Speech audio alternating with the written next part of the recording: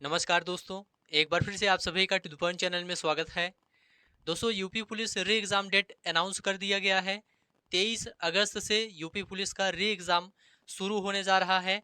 तो अब आप लोग तैयारी शुरू कर दीजिए। लगभग 1 माह का समय आप सभी के पास अभी बचा हुआ है।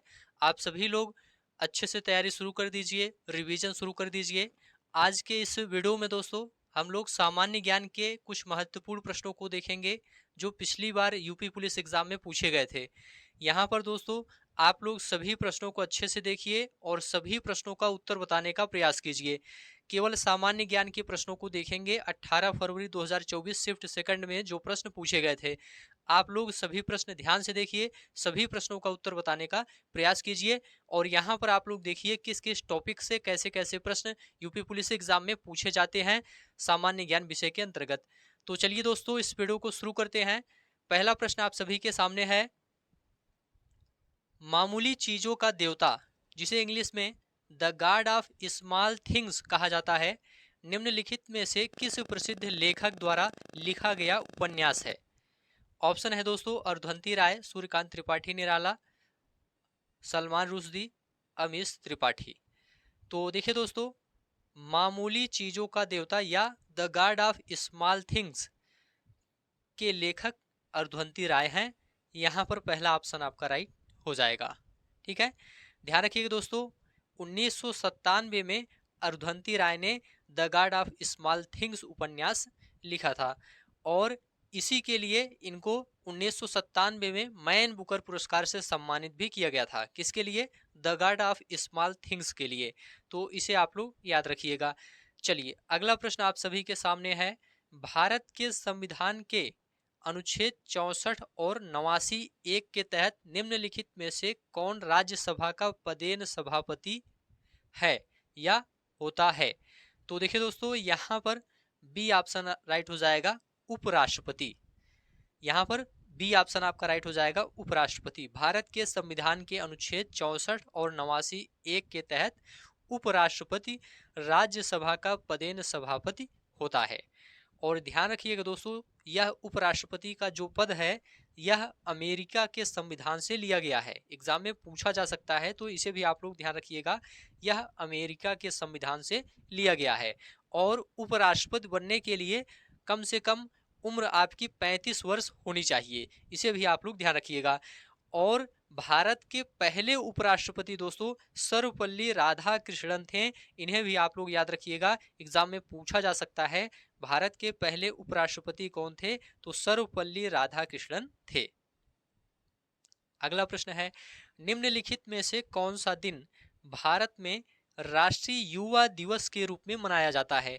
आप लोग जल्दी से कमेंट करके बताइए किस दिन राष्ट्रीय युवा दिवस के रूप में मनाया जाता है। तो याद रखिएगा दोस्तों, 12 जनवरी को, 12 जनवरी को राष्ट्रीय युवा दिवस के रूप में मनाया जाता है। भारत में 12 जनवरी को दोस्तों स्वामी विवेकानंद के जन्म दिवस स्मृति में राष्ट्रीय युवा दिवस मनाया जाता है, इसे आप लोग याद रखिएगा। स्वामी विवेकानंद जी का जन्म दोस्तों 12 जनवरी 1863 को कोलकाता में हुआ था। कहां पर हुआ था? कोलकाता में हुआ था। कब हुआ था? 12 जनवरी 1863 को। चलिए अगला प्रश्न है, निम्नलिखित में से कौन सा अम्ल सिरके में मौजूद होता है? आप लोग कमेंट करके बताइए कौन सा अम्ल सिरके में मौजूद होता है। तो देखिए दोस्तों, यहाँ पर आपका पहला ऑप्शन राइट हो जाएगा, एसिटिक अम्ल। ए ऑप्शन आपका यहाँ पर राइट हो जाएगा। सिरके में एसिटिक अम्ल पाया जाता है, इसे आप लोग याद रखिएगा। और बात करें दोस्तों लैक्टिक अम्ल की, तो लैक्टिक अम्ल दोस्तों दूध में पाया जाता है, इसे भी आप लोग याद रखिएगा। ठीक है, और यहाँ पर सिट्रिक अम्ल लिखा गया है। सिट्रिक अम्ल यह दोस्तों नींबू और संतरे में पाया जाता है। ठीक है, या साइट्रिक अम्ल भी कहा जाता है। और ऑक्जेलिक अम्ल की बात करते हैं, ऑक्जेलिक अम्ल दोस्तों पालक में पाया जाता है। ठीक है, तो इसे भी आप लोग याद रखिएगा। यहाँ पर सभी प्रश्न आप लोग ध्यान से और अच्छे से देखते हुए चलिए और इसी टाइप के प्रश्नों को आप लोग अच्छे से तैयार कीजिए। हम्पी नृत्य उत्सव निम्नलिखित में से किस राज्य का उत्सव है? तो उत्सव से भी आपको पढ़कर जाना है इस बार, ठीक है। हम्पी नृत्य उत्सव निम्नलिखित में से किस राज्य का उत्सव है? तो देखिए दोस्तों, यहाँ पर सी ऑप्शन आपका राइट हो जाएगा, कर्नाटक। हम्पी नृत्य उत्सव कर्नाटक राज्य का उत्सव है, ठीक है। इसके अलावा यक्षगान और गुड़िया कुनिथा, यह भी कर्नाटक का प्रमुख नृत्य है, इसे भी आप लोग ध्यान रखिएगा, ठीक है। और यहाँ पर उड़ीसा की बात कर लेते हैं, तो गरुड़ वाहन, घुमारा, मुदारी, ये प्रमुख लोक नृत्य हैं उड़ीसा के। और महाराष्ट्र की बात करते हैं तो लावड़ी, तमाशा, कोली, इसे आप लोग याद रखिएगा। गुजरात की बात करते हैं तो गरबा, डांडिया, भवई, ये गुजरात के लोक नृत्य हैं। तो यहाँ पर दोस्तों सी ऑप्शन आपका राइट हो जाएगा, कर्नाटक। निम्नलिखित में से किस मंत्रालय के पास जनसंचार के विभिन्न माध्यमों और प्रिंट मीडिया के विनियमन के माध्यम से सरकारी नीतियों, योजनाओं और कार्यक्रमों के बारे में जानकारी प्रसारित करने की जिम्मेदारी है? तो यहाँ पर आपका राइट आंसर हो जाएगा दोस्तों, सूचना और प्रसारण मंत्रालय। ऐसे ही प्रश्न दोस्तों यूपी पुलिस एग्जाम में पूछे जाते हैं, आप लोग अच्छे से सभी प्रश्नों को देखते हुए चलिए। सूचना और प्रसारण मंत्रालय के पास जनसंचार के विभिन्न माध्यमों और प्रिंट मीडिया के विनियमन के माध्यम से सरकारी नीतियों, योजनाओं और कार्यक्रमों के बारे में जानकारी प्रसारित करने की जिम्मेदारी होती है। नेक्स्ट है, राष्ट्रीय विषाणु विज्ञान संस्थान निम्नलिखित में से किस स्थान पर स्थित है?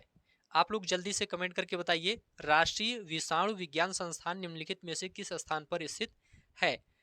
तो यहाँ पर बी ऑप्शन राइट हो जाएगा, पुणे। राष्ट्रीय विषाणु विज्ञान संस्थान पुणे महाराष्ट्र में स्थित है।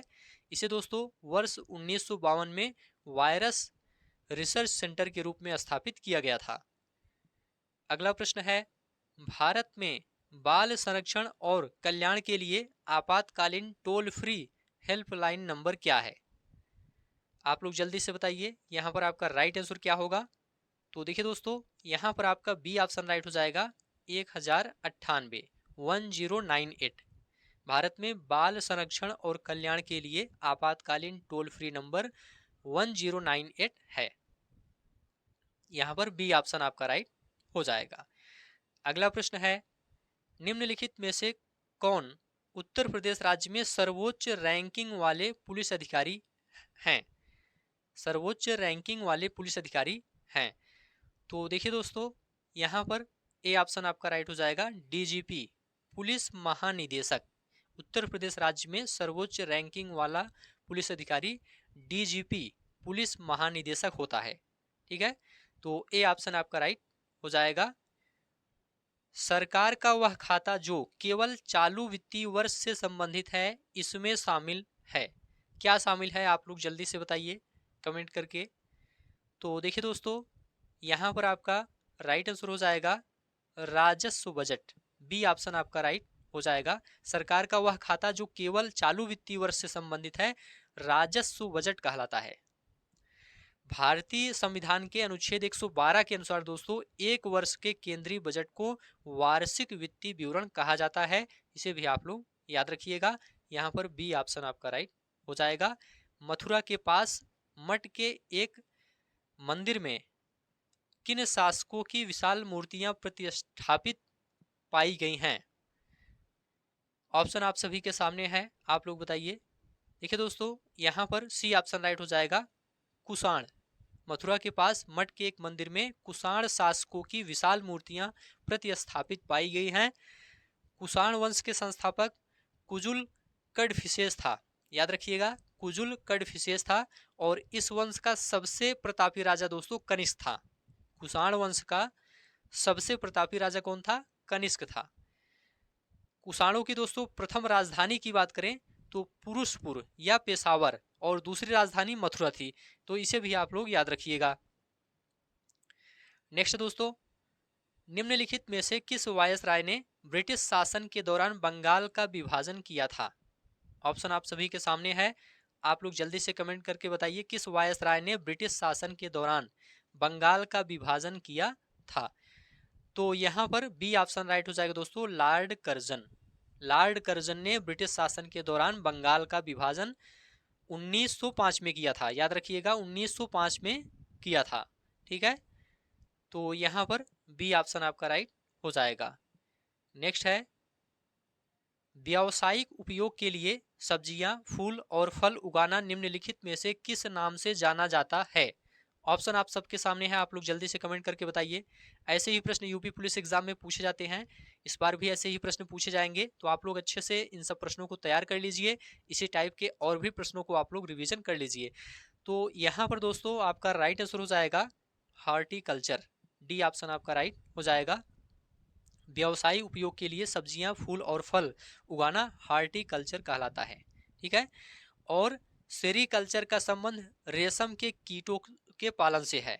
सेरीकल्चर का संबंध किससे है? रेशम के कीटों के पालन से है। और पिसीकल्चर का संबंध मछली पालन से है। और विटीकल्चर अंगूर की कृषि से संबंधित है। तो इसे भी आप लोग ध्यान रखिएगा। निम्नलिखित में से भारत के किस बंदरगाह को अरब सागर की रानी के नाम से भी जाना जाता है? ऑप्शन आप सबके सामने है, आप लोग जल्दी से कमेंट करके बताइए।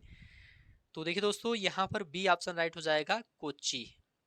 बी ऑप्शन आपका राइट हो जाएगा। कोच्चि बंदरगाह को अरब सागर की रानी के नाम से जाना जाता है, इसे आप लोग याद रखिएगा। यह केरल के एर्नाकुलम जिले के अंतर्गत आता है। ठीक है, और यह बंदरगाह दोस्तों अरब सागर, लक्षद्वीप सागर और हिंद महासागर के समुद्री मार्ग पर है। बी ऑप्शन आपका राइट हो जाएगा। वर्ष 2011 में भारत में जनगणना कार्य कितने चरणों में किया गया था? ऑप्शन आप सभी के सामने है, यहां पर आपका राइट आंसर हो जाएगा दोस्तों, 2 चरणों में किया गया था। 2011 में भारत की जनगणना 2 चरणों में की गई थी। प्रथम चरण अप्रैल सितंबर 2010 और द्वितीय चरण दोस्तों 9 फरवरी से 28 फरवरी 2011 तक संपन्न किया गया था। ठीक है, तो यहाँ पर बी ऑप्शन आपका राइट हो जाएगा। मोगांव गुफाएं, जिन्हें हजारों बुद्धों की गुफाएं भी कहा जाता है, निम्नलिखित में से किस देश में स्थित है? ऑप्शन है नेपाल, थाईलैंड, भारत, चीन। तो देखिए दोस्तों, यहाँ पर डी ऑप्शन राइट हो जाएगा, चीन। मोगांव गुफाएं, जिन्हें हजारों बुद्धों की गुफाएं भी कहा जाता है, यह चीन में स्थित है। डी ऑप्शन आपका राइट हो जाएगा। अगला प्रश्न है, उत्तर प्रदेश में कुंभ मेला का उत्सव किन नदियों के संगम पर मनाया जाता है? तो देखिए दोस्तों, यहाँ पर ए ऑप्शन राइट हो जाएगा, गंगा, यमुना और पौराणिक सरस्वती। उत्तर प्रदेश में कुंभ मेला का उत्सव गंगा, यमुना और पौराणिक सरस्वती के संगम पर मनाया जाता है। इसके अलावा दोस्तों यह हरिद्वार, उज्जैन तथा नासिक में भी मनाया जाता है, इसे भी आप लोग याद रखिएगा। उत्तर प्रदेश वित्तीय निगम यूपीएफसी निम्नलिखित में से किसके विकास के लिए वित्तीय सहायता प्रदान करने में महत्वपूर्ण भूमिका निभाता है? तो देखिए दोस्तों, ऑप्शन है कृषि, स्वास्थ्य सेवा, शिक्षा, उद्योग। यहाँ पर आपका राइट आंसर हो जाएगा दोस्तों, उद्योग। डी ऑप्शन आपका राइट हो जाएगा। उत्तर प्रदेश वित्तीय निगम की स्थापना 1954 में उत्तर प्रदेश राज्य में औद्योगिक विकास के लिए सहायता प्रदान करने के लिए एसएफसी अधिनियम 1951 के तहत उत्तर प्रदेश सरकार द्वारा किया गया था। यह उद्योगों को वित्तीय सहायता प्रदान करता है, इसे आप लोग याद रखिएगा। यहाँ पर डी ऑप्शन आपका राइट हो जाएगा।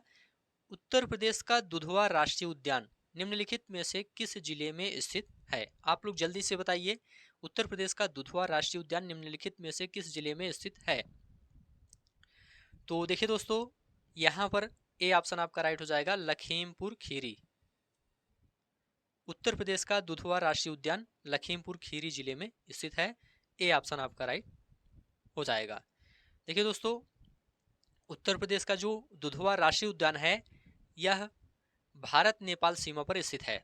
इसकी स्थापना दोस्तों 1 फरवरी 1977 में हुई थी और 1987 में इसे टाइगर रिजर्व घोषित किया गया था। ठीक है, तो यहाँ पर ए ऑप्शन आपका राइट हो जाएगा। उत्तर प्रदेश का दुधवा राष्ट्रीय उद्यान उत्तर प्रदेश के लखीमपुर खीरी जिले में भारत नेपाल सीमा पर स्थित है। 2006 में संयुक्त राष्ट्र मानवाधिकार आयोग का नामकरण बदल दिया गया और इसका नाम बदलकर निम्नलिखित में से क्या कर दिया गया? तो देखिए दोस्तों, यहाँ पर ए ऑप्शन आपका राइट हो जाएगा, मानवाधिकार परिषद। ए ऑप्शन आपका राइट हो जाएगा। देखिए दोस्तों, वर्ष 2006 में संयुक्त राष्ट्र मानवाधिकार आयोग का नामकरण बदल दिया गया और इसका नाम बदलकर मानवाधिकार परिषद कर दिया गया। तो यहाँ पर ए ऑप्शन आपका राइट हो जाएगा। अगला प्रश्न है NIA का पूर्ण रूप दीजिए।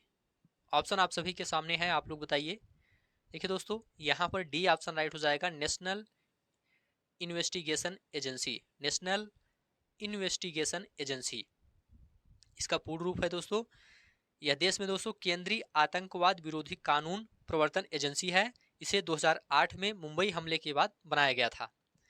तो डी ऑप्शन आपका यहाँ पर राइट हो जाएगा, national investigation agency. Israel Hamas संघर्ष क्षेत्र से भारतीय नागरिकों को निकालने के लिए भारत द्वारा शुरू किए गए ऑपरेशन का नाम निम्नलिखित में से कौन सा है? आप लोग जल्दी से बताइए। तो देखिए दोस्तों, यहाँ पर ए ऑप्शन आपका राइट हो जाएगा, ऑपरेशन अजय। इजराइल हमास संघर्ष क्षेत्र से भारतीय नागरिकों को निकालने के लिए भारत सरकार द्वारा ऑपरेशन अजय शुरू किया गया था। हाल ही में अक्टूबर 2023 में भारत और किस पड़ोसी देश ने आर्थिक और प्रौद्योगिकी सहयोग समझौते की बातचीत फिर से शुरू की है? तो देखिए दोस्तों, यहाँ पर डी ऑप्शन राइट हो जाएगा, श्रीलंका। अक्टूबर 2023 में भारत और श्रीलंका ने आर्थिक और प्रौद्योगिकी सहयोग समझौते की बातचीत फिर से शुरू की है। डी ऑप्शन आपका राइट हो जाएगा।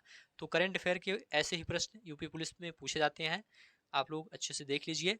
हाल ही में प्रधानमंत्री ने लक्षद्वीप द्वीप समूह सबमरीन ऑप्टिकल फाइबर कनेक्शन परियोजना की शुरुआत करके लक्षद्वीप में धीमी इंटरनेट गति की चुनौती को दूर करने का संकल्प लिया था, जिसकी घोषणा 2020 में लाल किले में स्वतंत्रता दिवस के भाषण के दौरान की गई थी। तो देखिए दोस्तों, यहाँ पर बी ऑप्शन आपका राइट हो जाएगा, कोच्चि। प्रधानमंत्री ने कोच्चि लक्षद्वीप द्वीप समूह सबमरीन ऑप्टिकल फाइबर कनेक्शन परियोजना की शुरुआत करके लक्षद्वीप में धीमी इंटरनेट गति की चुनौती को दूर करने का संकल्प लिया था, जिसकी घोषणा 2020 में लाल किले में स्वतंत्रता दिवस के भाषण के दौरान की गई थी। उत्तर प्रदेश के कौशाम्बी जिले के कौशाम्बी ब्लॉक ने नीति आयोग की ABP की पहली डेल्टा रैंकिंग में कौन सा स्थान हासिल किया है? तो देखिए दोस्तों, यहाँ पर बी ऑप्शन राइट हो जाएगा, द्वितीय स्थान हासिल किया है। उत्तर प्रदेश के कौशाम्बी जिले के कौशाम्बी ब्लॉक ने नीति आयोग की ABP की पहली डेल्टा रैंकिंग में द्वितीय स्थान हासिल किया है। और तेलंगाना के आसिफाबाद के त्रियानी कुमरम भीम ब्लॉक को पहला स्थान मिला है। इसे भी आप लोग याद रखिएगा। हाल ही में प्रधानमंत्री श्री नरेंद्र मोदी ने अयोध्या में नवनिर्मित हवाई अड्डे का उद्घाटन किया है। इस नवनिर्मित हवाई अड्डे का नाम बताइए। तो देखिए दोस्तों, यहाँ पर आपका राइट आंसर हो जाएगा, महर्षि वाल्मीकि अंतर्राष्ट्रीय हवाई अड्डा। यहाँ पर सी ऑप्शन आपका राइट हो जाएगा। अयोध्या में निर्मित हवाई अड्डे का नाम महर्षि वाल्मीकि अंतर्राष्ट्रीय हवाई अड्डा है। इसका उद्घाटन प्रधानमंत्री मोदी द्वारा किया गया था। इसके पहले इसका नाम दोस्तों मर्यादा पुरुषोत्तम श्री राम अंतर्राष्ट्रीय हवाई अड्डा था। मर्यादा पुरुषोत्तम श्री राम अंतर्राष्ट्रीय हवाई अड्डा था इसके पहले। तो सी ऑप्शन आपका यहाँ पर राइट हो जाएगा। नेक्स्ट है, ब्रिक्स 2024 के लिए किस देश की अध्यक्षता 1 जनवरी 2024 से प्रारंभ हो गई है? तो देखिए दोस्तों, यहाँ पर बी ऑप्शन आपका राइट हो जाएगा, रूस। ब्रिक्स 2024 की अध्यक्षता 1 जनवरी 2024 से रूस को प्रदान किया गया। मिस्र, ईरान, सऊदी अरब, संयुक्त अरब अमीरात, इथियोपिया, अर्जेंटीना ब्रिक्स समूह में शामिल होने वाले नए सदस्य देश हैं। इसे भी आप लोग याद रखिएगा। बी ऑप्शन आपका राइट हो जाएगा। वर्ष 2016 में नोटबंदी के दौरान RBI के गवर्नर कौन थे? आप लोग जल्दी से बताइए, यहाँ पर आपका राइट आंसर क्या होगा? देखिए दोस्तों, वर्ष 2016 में नोटबंदी के दौरान RBI के गवर्नर डॉक्टर उर्जित पटेल थे। बी ऑप्शन आपका राइट हो जाएगा। वर्तमान में RBI के गवर्नर कौन है? आप लोग कमेंट करके बताइए। देखिए दोस्तों, वर्तमान में RBI के गवर्नर शक्तिकांत दास हैं। इन्हें भी आप लोग याद रखिएगा, शक्तिकांत दास। उत्तर प्रदेश में ऑनलाइन वित्तीय धोखाधड़ी की रिपोर्ट करने हेतु व्यक्तियों के लिए साइबर क्राइम हेल्पलाइन नंबर पर शिकायत करने की समय सीमा क्या है? तो देखिए दोस्तों, यहाँ पर बी ऑप्शन आपका राइट हो जाएगा, 24 घंटे के भीतर। उत्तर प्रदेश में ऑनलाइन वित्तीय धोखाधड़ी की रिपोर्ट करने के लिए व्यक्तियों के लिए साइबर क्राइम हेल्पलाइन नंबर 1930 पर शिकायत करने की समय सीमा 224 घंटे के भीतर है। 1930 पर आप शिकायत कर सकते हैं। तो बी ऑप्शन आपका राइट हो जाएगा। अगला है, केंद्रीय और राज्य करों के जटिल जाल की जगह जीएसटी कानून किस वर्ष लागू किया गया था? केंद्रीय और राज्य करों के जटिल जाल की जगह जीएसटी कानून किस वर्ष लागू किया गया था? ऑप्शन आप सभी के सामने है, आप लोग बताइए। देखिए दोस्तों, यहाँ पर ए ऑप्शन राइट हो जाएगा 2017। केंद्रीय और राज्य करों के जटिल जाल की जगह जीएसटी कानून को 1 जुलाई 2017 से लागू किया गया है। इसे दोस्तों संसद के दोनों सदनों द्वारा 122वें संविधान संशोधन 2016 के माध्यम से विधेयक पारित होने के बाद लागू किया गया और जीएसटी को 101वां संविधान संशोधन द्वारा लागू किया गया था। इसे भी आप लोग याद रखिएगा। निम्नलिखित में से किस क्रिकेटर ने खेलों में उत्कृष्ट प्रदर्शन के लिए वर्ष 2023 का अर्जुन पुरस्कार जीता? तो देखिए दोस्तों, यहाँ पर डी ऑप्शन राइट हो जाएगा, मोहम्मद शमी। मोहम्मद शमी को क्रिकेट में उत्कृष्ट प्रदर्शन के लिए वर्ष 2023 के लिए अर्जुन पुरस्कार से सम्मानित किया गया है। तो यहाँ पर आपका डी ऑप्शन राइट हो जाएगा। क्यात निम्नलिखित में से किस देश की आधिकारिक मुद्रा है? तो मुद्रा आप लोग पढ़कर जाइएगा। क्यात किस देश की आधिकारिक मुद्रा है? तो यहाँ पर बी ऑप्शन राइट हो जाएगा, म्यांमार। क्यात म्यांमार की आधिकारिक मुद्रा है। ठीक है। श्रीलंका की बात करते हैं तो श्रीलंकाई रुपया, और तुर्की की बात करते हैं दोस्तों तो लीरा है मुद्रा। क्या है? लीरा है। म्यांमार का आपका क्यात है। अफगानिस्तान का अफगानी है। नेक्स्ट है, भारत में राष्ट्रीय बालिका दिवस किस तारीख को मनाया जाता है? ऑप्शन आप सभी के सामने है, आप लोग जल्दी से बताइए। देखिए दोस्तों, यहाँ पर ए ऑप्शन आपका राइट हो जाएगा, 24 जनवरी। भारत में राष्ट्रीय बालिका दिवस प्रत्येक वर्ष 24 जनवरी को मनाया जाता है। ठीक है। राष्ट्रीय बालिका दिवस की शुरुआत दोस्तों 2008 में महिला एवं बाल विकास मंत्रालय द्वारा की गई थी।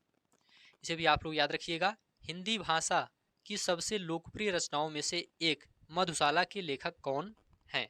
आप लोग बताइए, यहाँ पर आपका राइट आंसर क्या होगा? तो देखिए दोस्तों, यहाँ पर आपका डी ऑप्शन राइट हो जाएगा, हरिवंश राय बच्चन। हिंदी भाषा की सबसे लोकप्रिय रचनाओं में से एक मधुशाला के रचयिता हरिवंश राय बच्चन हैं। यहाँ पर डी ऑप्शन आपका राइट हो जाएगा। ठीक है, चलिए आगे बढ़ते हैं। मोबाइल एप्लीकेशन एम पासपोर्ट सेवा भारत के निम्नलिखित में से किस मंत्रालय द्वारा लॉन्च की गई है?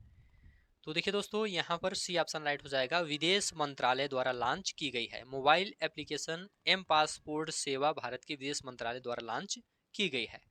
इस ऐप की मदद से दोस्तों पुलिस वेरिफिकेशन करने में समय की बचत होगी और पासपोर्ट 5 दिन में ही प्राप्त किया जा सकेगा। तो सी ऑप्शन आपका राइट हो जाएगा। चंद्रयान 3 के रोवर का नाम क्या है? चंद्रयान 3 के रोवर का नाम क्या है? ऑप्शन आप सभी के सामने है, आप लोग जल्दी से कमेंट करके बताइए। तो देखिए दोस्तों, यहाँ पर आपका बी ऑप्शन राइट हो जाएगा, प्रज्ञान। चंद्रयान 3 के रोवर का नाम क्या है? प्रज्ञान है, तथा लैंडर का नाम विक्रम था। ठीक है, तो यहाँ पर बी ऑप्शन आपका राइट हो जाएगा। नेक्स्ट है, हाल ही में प्रधानमंत्री ने उत्तर प्रदेश में निम्नलिखित में से किस स्थान पर स्वरवेद महामंदिर का उद्घाटन किया है? तो देखिए दोस्तों, यहाँ पर डी ऑप्शन आपका राइट हो जाएगा, वाराणसी। प्रधानमंत्री ने उत्तर प्रदेश के वाराणसी में स्वरवेद महामंदिर का उद्घाटन किया है। यह दुनिया का सबसे बड़ा मेडिटेशन सेंटर है। तो डी ऑप्शन आपका यहाँ पर राइट हो जाएगा। अगला प्रश्न है दोस्तों, निम्नलिखित में से कौन सा भारत का सर्वोच्च सैन्य पुरस्कार है? ऑप्शन आप सभी के सामने है, आप लोग जल्दी से कमेंट करके बताइए। तो देखिए दोस्तों, यहाँ पर आपका डी ऑप्शन राइट हो जाएगा, परमवीर चक्र। परमवीर चक्र भारत का सर्वोच्च सैन्य पुरस्कार है। यह पुरस्कार युद्ध के दौरान वीरता के विशिष्ट कार्यों को प्रदर्शित करने के लिए दिया जाता है। तो यहाँ पर दोस्तों डी ऑप्शन आपका राइट हो जाएगा।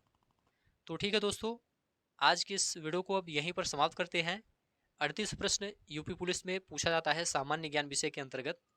तो ऐसे ही प्रश्न सामान्य ज्ञान विषय के अंतर्गत आगे भी पूछे जाएंगे यूपी पुलिस एग्जाम में। तो ऐसे ही प्रश्नों को आप लोग अच्छे से तैयार करिए, रिवीजन करिए और चैनल को आप लोग सब्सक्राइब कर लीजिए। इस चैनल के माध्यम से जो इम्पोर्टेंट टॉपिक है इस चैनल के माध्यम से कराया जाएगा, इसलिए आप लोग चैनल को सब्सक्राइब ज़रूर करिए।